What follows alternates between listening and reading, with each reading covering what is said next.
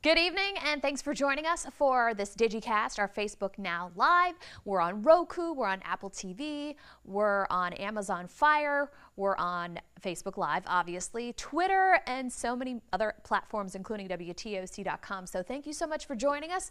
We're dry with some spotty drizzle, perhaps in the low country, and those showers kind of dotting Millen County right now. That will move into Scriven County. So Sylvania, Newington got wet earlier, about to get wet again, but very light in nature, and you could see that making its way into Scriven County.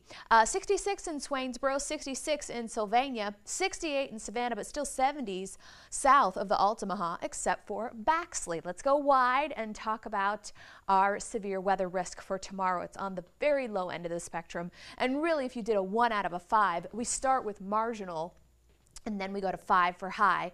And then the very low end of the spectrum, which is this light green here, or this whitish color, means a garden variety thunderstorm possible for tomorrow as a cold front passes. So let me go hour by hour for you, and I'm making this short this evening since we started a little late.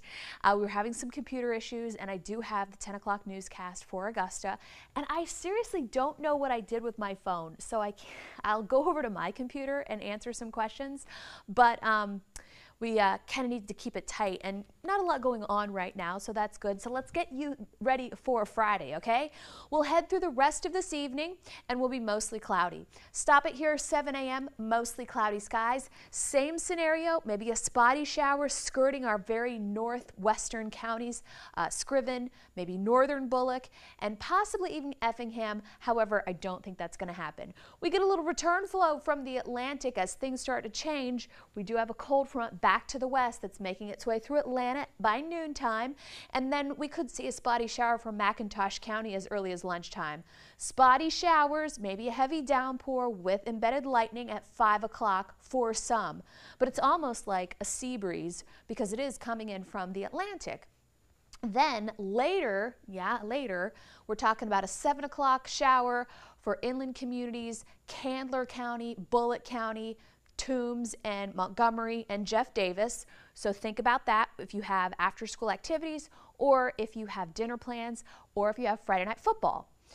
Let's go through the rest of the evening. So that was 5 o'clock, and it continues to slowly march down I-16 with some heavy downpours possibly still at 11 o'clock for the low country, for Savannah, for Jessup, back down through Waycross, and by midnight we should be all done with sunshine for our Saturday. Now, we need the rain. We picked up a lot of rain yesterday, but we're still in abnormally dry areas and a moderate drought right through the 21 corridor right here, most of Chatham County, all of Effingham, maybe a sliver that's not next to Jasper County, and most of Scriven County, and portions of Bullitt County as well as Hampton, and even in the low country, but further south, abnormally dry, so we do need that rain.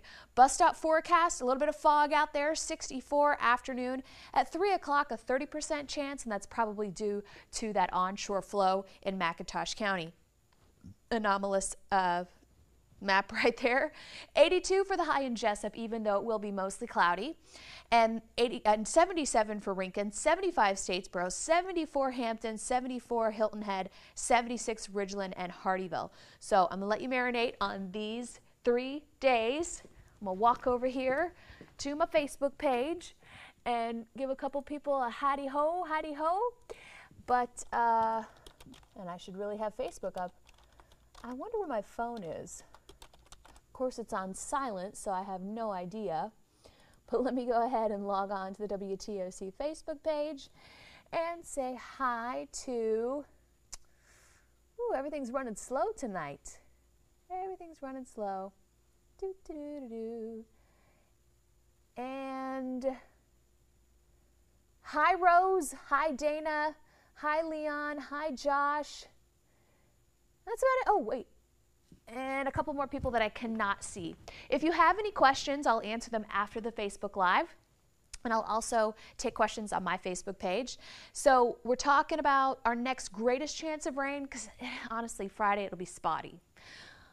Monday, an area of low pressure is developing in the Gulf. It's going to be swept up by a cold front. I'm sure you've seen it on national news, maybe even the Weather Channel. I like to watch it during the day as well before I come to work. I like weather. So we're talking about a 60% chance of showers Monday into Tuesday. Why? Now this is a long range model. Usually we only go 72 hours out. So this is a general idea of what's going to happen. Monday at 6, I know it looks wet, but this is very light showers, so mostly cloudy for the start of our parade. The darker greens, the heavier rain, still back to the west at 11:30. But if you do plan on going to the Veterans Day Parade, make sure you bring an umbrella. If you have a patriot, a veteran, who happens to be, say, 60 or older, make sure you take care of them. Make sure they're bundled up too, because it will be a little chilly as well. We're only forecasting a high near 70 on Monday. Actually, I think a little bit cooler than that, 60, 67. I think I'll have to go back. Let me see, where are we forecasting? 69, 70. Okay, so let's go back and talk about this next rain chance. So this is Sunday night into Monday, 6 o'clock, light showers, heavier stuff still back over the panhandle of Florida. As we head into, let's say, 5 o'clock, from 2 to 5, I think we're going to start getting some heavy downpours. This is all this moisture and area of low pressure that's going to track right across the coastal Empire low country. Most of the models indicate that there will be heavier downpours to the north of us, but that all depends on the track of the area low, right? Cold front's going to sweep this up, but look at this. Cold, cold air is coming in, and that's why we have some snow right here. Not for us, but they're talking about freeze warnings for the Atlanta area and maybe some snow in the North Georgia mountains as early as 9 a.m. Tuesday. We do start to dry out Tuesday afternoon, and then the coldest air of the season will be coming to the coastal Empire and low country. Temperatures that we haven't seen since March. We're talking about 42, 59 for the high on Wednesday, 39, 62 on Thursday. And if you live west of 95 and north of I-16, there may be a freeze watch issued as early as next Tuesday that may be turned into a warning. Just a heads up. Just a heads up. There is your first alert. But it's going to be cold either way. I think 39 is pretty cold. Average high this time of year is supposed to be 73. And only one day in the forecast do we hit that, and that's on Tuesday. Even though it's going to be rainy, that's near perfect weather. 61, 73 for this time of year. Rest of it, besides Friday, is well below average. All right, I'm going to wrap this up. I'm sorry we started late, and if you have any questions, I'll answer them after we hit the stop button, but I'll go ahead and say adieu, and hopefully you can watch us on The News at 11. Good night.